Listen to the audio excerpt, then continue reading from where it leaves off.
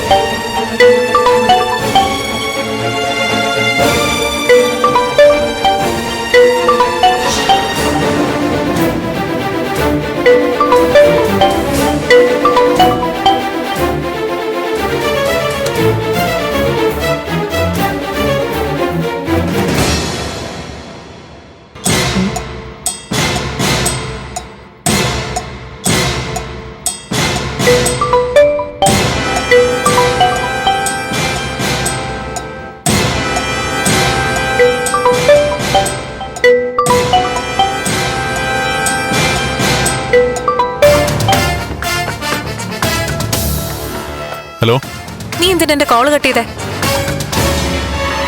എന്റെ പേര് സേവ് ചെയ്തിട്ടില്ലേ? ഞാൻ പറയുന്നത് നീ കേൾക്കുന്നുണ്ടോ? നമ്പരൊക്കെ സേവ് ചെയ്തിട്ടുണ്ട്. നീ എന്തിനാ വിളിച്ചേ? അല്ല, ഞാൻ അവിടുന്ന് പോയിട്ട് കുറെ ദിവസമായല്ലോ. എന്നിട്ട് നീ ഇതുവരെ ഒന്നും വിളിച്ചില്ലല്ലോ. വിളിക്കാൻ എന്തെങ്കിലും കാരണങ്ങൾ വേണ്ടേ? ജസ്റ്റ് സുഖാണോന്ന് ചോദിക്കാനെങ്കിലും ഒന്ന് വിളിച്ചൂടെ? ആ, നിനക്ക് സുഖാണോ? അവിടെ എന്താ വിശേഷം? മീര, ഇവിടെ പ്രത്യേകിച്ച് വിശേഷമൊന്നുമില്ല. ഞാൻ ആകെ ടയേർഡാ. 2 ദിവസം കഴിഞ്ഞ് ഞാൻ അങ്ങോട്ട് വിളിക്കാം. ശരി. വെക്കാൻ വരട്ടെ? എന്താ? എനിക്ക് നിന്നോട് കുറെ കാര്യങ്ങൾ പറയാനുണ്ട്. നമ്മുടെ കല്യാണക്കാര്യത്തെ കുറിച്ചല്ലേ നിനക്ക് പറയാനുള്ളത്? ആ, അതെ. പക്ഷെ അത് നീ ഉദ്ദേശിക്കുന്ന പോലെ അല്ല. അതിനെക്കുറിച്ച് എനിക്കൊന്നും പറയാനില്ല. പക്ഷെ എനിക്ക് പറയാനുണ്ടല്ലോ. നമുക്ക് ഉടനെ ഒന്ന് നേരിട്ട് കാണണം. പറ്റിയ നാളെ തന്നെ നമുക്ക് കാണണം. ബാക്കി നേരിൽ. Good night. Good night.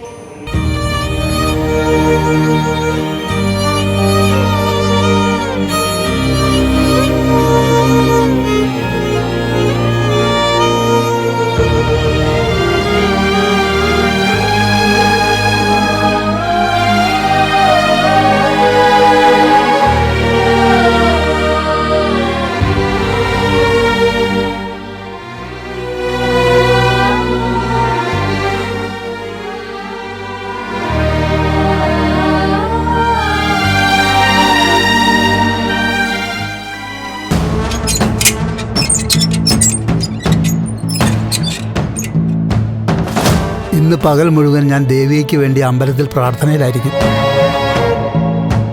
നിങ്ങളും ഇവിടെ നാമം ജപിച്ചിരിക്കണം. ദേവിക ഭജനയും പൂജയൊക്കെ കഴിഞ്ഞ് സുഖമായി തിരിച്ചു വരും. അവള് വീട്ടിൽ നിന്ന് യാത്രയ്ക്ക് വേണ്ടി ഇറങ്ങാറായിട്ടുണ്ടാവും. അവിടെ ചെന്ന് അവളെ ഒന്ന് കണ്ട് യാത്രയാക്കിയാലേ ഒരു സമാധാനാവും. വേണ്ട, അത് സമാധാനക്കേടിലേക്കേ കാര്യങ്ങൾ കൊണ്ടെത്തിക്കൂ.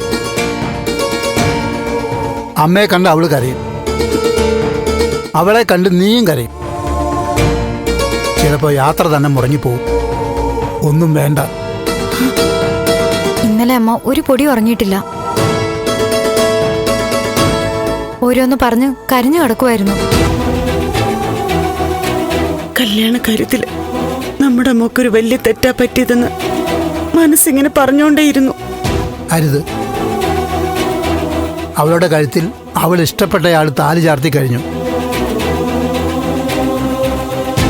ഇനിയിപ്പോ അത് ചേരാത്ത കല്യാണമാണെന്ന് ചിന്തിക്കരുത്.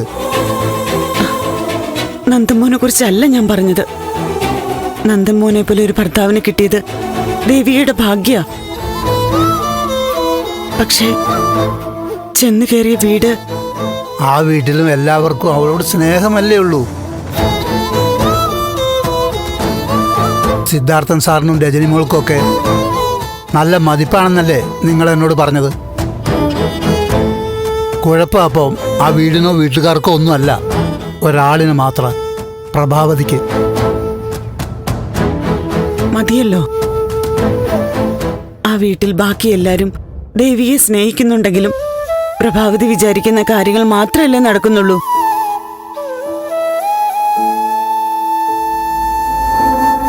ഒരു കുടം പാല് ചീത്തയാവാൻ ഒരു തുള്ളി പാഷാണം മതിയല്ലോ. ചന്ദ്രത്തെ കാര്യങ്ങൾ ഇപ്പൊ അതുപോലെയാ. പ്രഭാവതി ഒരാളായിട്ട് ഒരു കുടുംബത്തിന്റെ ആകെ സമാധാനം കെടുത്തുക.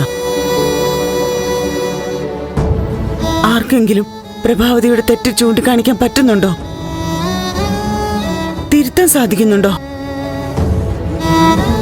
അമ്മേ, ഇനിയിപ്പോ അതൊന്നും പറയണ്ട. ഒന്നുകിലും നമ്മൾ ഇന്നലെ തന്നെ ചെന്ന് ചേച്ചി ഇങ്ങോട്ട് കൊണ്ടുവരണമായിരുന്നു. അത് നടന്നില്ല. ഇനി ചേച്ചി ഭജന കഴിഞ്ഞ് വരട്ടെ, എന്നിട്ട് അടുത്ത കാര്യങ്ങൾ നോക്കാം. രാധികേ, ഞാൻ ഇറങ്ങിക്കോട്ടെ.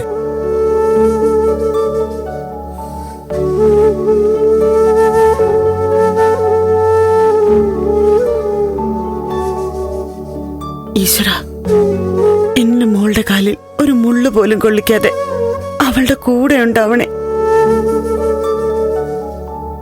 വെറും പരീക്ഷയല്ല, അഗ്നി പരീക്ഷ അവള് നേരിടുന്നത്. അവളെ കൈവിടല്ലേ.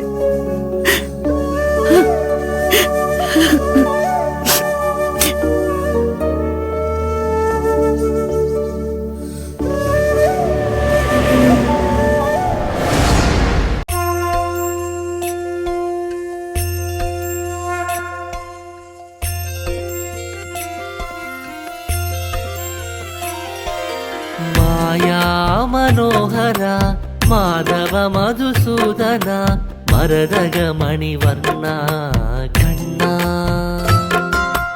അരവിന്ദലോചന അഖിലാണ്ട നായക ആനന്ദദായക കൃഷ്ണ ഗോകുല പരിപാലക ഗോപികാ നായക ഗോരസ ചോരനെ ഗോപകുമാരനെ കളവേണു ഗായക കരുണാമയ കോമല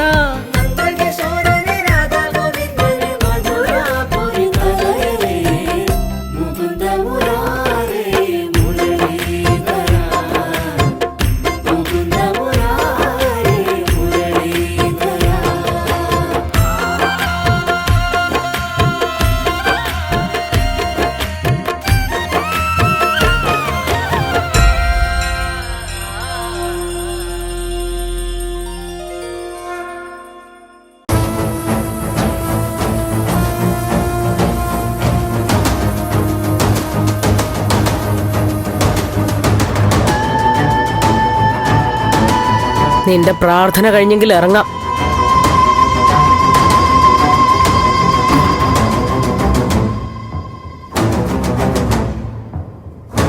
കൃഷ്ണ, കേട്ടറിവ് മാത്രമുള്ള ഒരു സ്ഥലത്തേക്കാണ് ഞാൻ പോകുന്നത്. നാളെ തിരിച്ചെത്തി നിന്നെ തൊഴാൻ എനിക്ക് ഭാഗ്യം ഉണ്ടാവണം.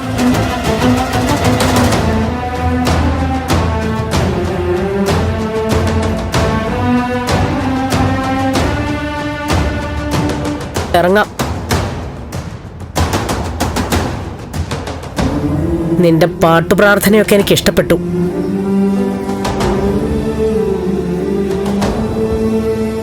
നിനക്ക് ഈശ്വരാനുഗ്രഹം ഉണ്ടാവും.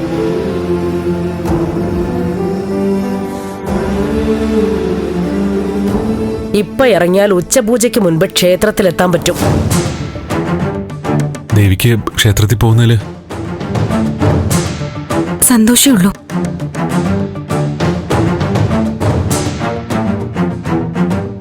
നിനക്ക് പോകാനുള്ള കാറും ഡ്രൈവറും ഒക്കെ റെഡിയാ.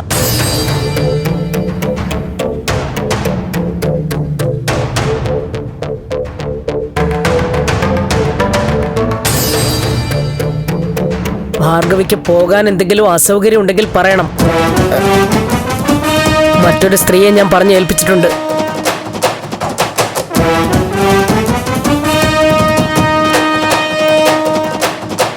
നിന്റെ കാല് വയ്യാന്നല്ലേ പറഞ്ഞത്? ആ സ്ത്രീയെ വിളിച്ചാ ഇപ്പൊ ഇങ്ങെത്തും. വേണ്ട കുഞ്ഞ്, എന്ത് പ്രയാസം ഉണ്ടെങ്കിലും ഞാൻ ദേവുമോളുടെ കൂടെ പോകും.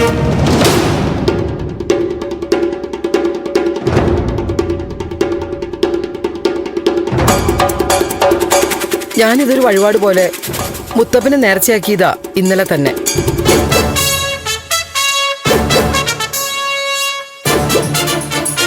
ശരി, ഇനി സമയം കളയണ്ട, ഇറങ്ങാൻ നോക്ക്.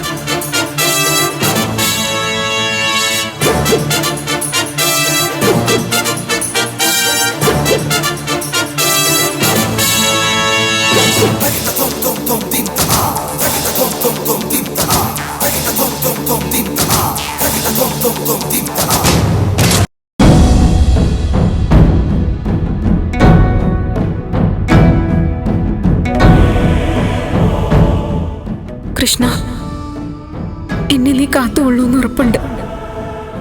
എന്റെ നന്ദുവിന് ധൈര്യം കൊടുക്കണേ. ഞാനില്ലാതായ പോലും എന്റെ നന്ദുവിന് തുണയാവണേ.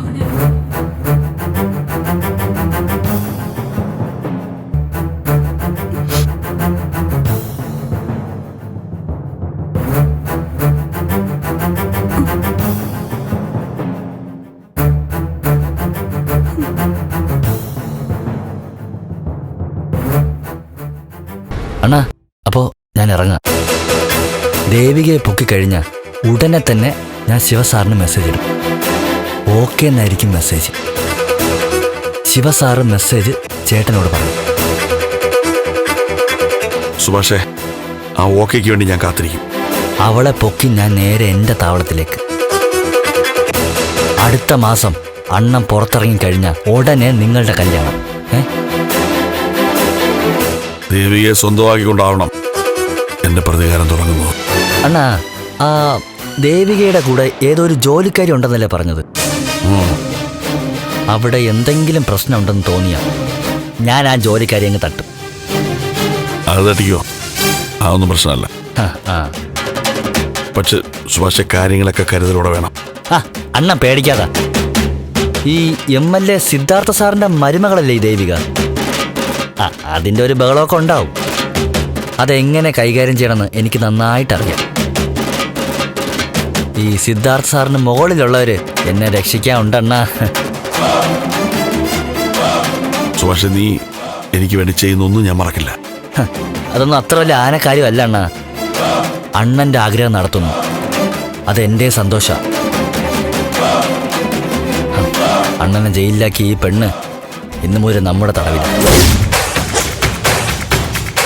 ജീവിതത്തിൽ ഇനി അവൾക്ക് പരോളില്ല.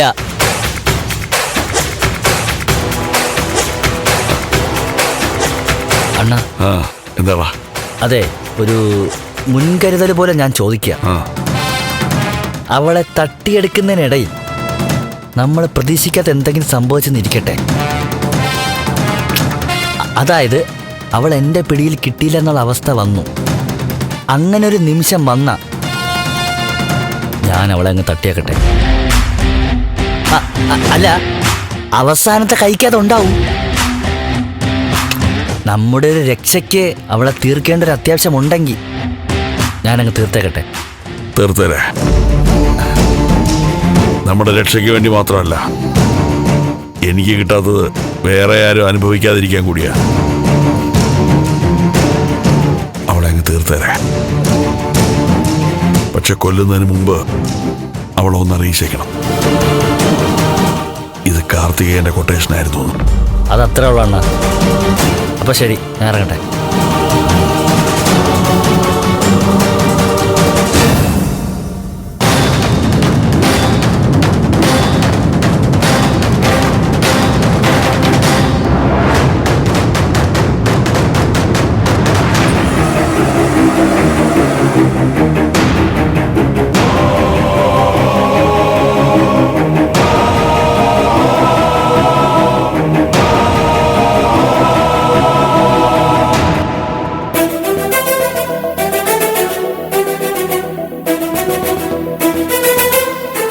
രമേശ, ആ മാഡം.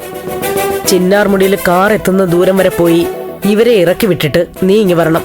അല്ല മാഡം, നന്ദൻ സാർ പറഞ്ഞത് അവിടെ വെയിറ്റ് ചെയ്യണമെന്നാണല്ലോ. നിനക്കിവിടെ വേറെ ഓട്ടോ ഉണ്ട്. നാളെ തിരിച്ചു വിളിച്ചിട്ട് വരാൻ. അതിന് വേറെ കാറ് പറഞ്ഞിട്ടുണ്ട്. നീ ഞാൻ പറയുന്നത് കേട്ടാ മതി. ആ ശരി മാഡം.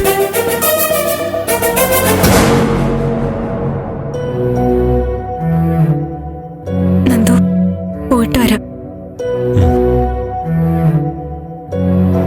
പ്രാർത്ഥിക്കണം. ഇനി വൈകി അമ്മയ്ക്ക് ദേഷ്യമാവും.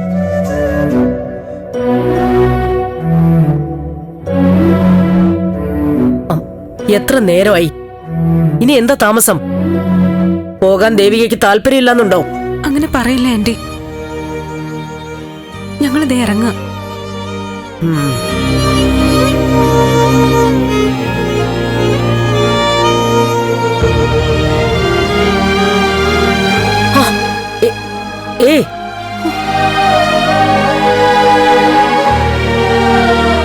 എന്തിനാ ഇങ്ങനത്തെ ഒരു ചടങ്ങ്? അനുഗ്രഹം വാങ്ങുന്ന തെറ്റാണോ?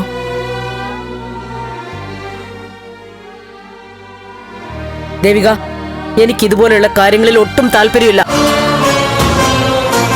അമ്മയ്ക്കൊന്ന് അനുഗ്രഹിച്ചാൽ എന്താ? ഓ ശരി, നന്നായി വരും.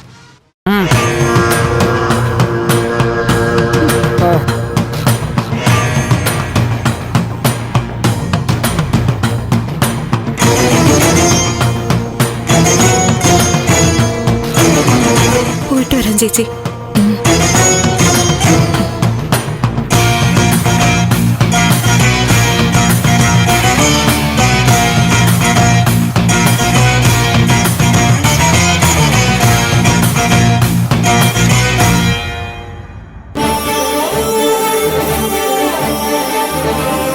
ശരി. ഇതെന്താ കല്യാണം കഴിഞ്ഞ് പോകുന്ന പോലെ ഉണ്ടല്ലോ? ഇറങ്ങാൻ നോക്ക്.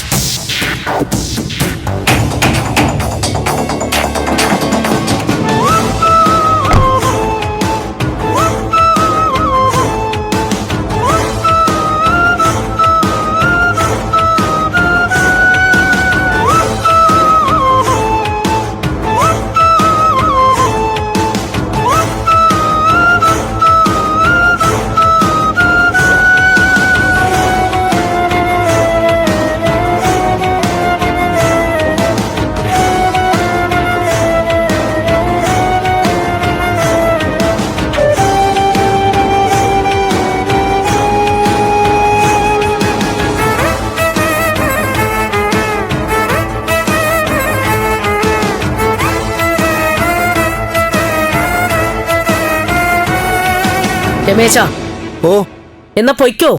ആ ശരി മാഡം.